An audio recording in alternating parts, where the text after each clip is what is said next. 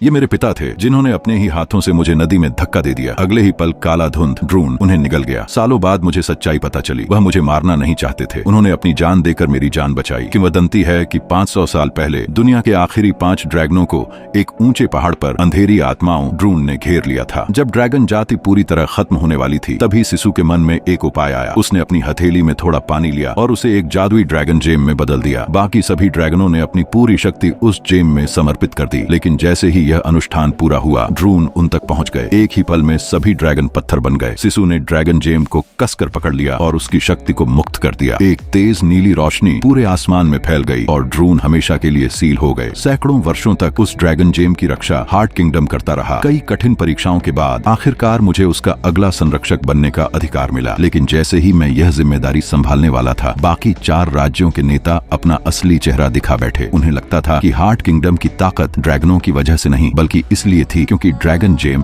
सिर्फ हमारे पास था। मेरे पिता युद्ध नहीं चाहते थे। उन्होंने सबको चेतावनी दी कि अगर ड्रैगन जेम यहाँ से बाहर गया तो ड्रून फिर से जाग उठेंगे। लेकिन उनकी बात पूरी होने से पहले ही अंधेरे से एक तीर निकला और उनके पैर में आकर लगा। चारों ओर अफरा तफरी मच गई। हर कोई ड्रैगन जेम पर टूट पड़ा।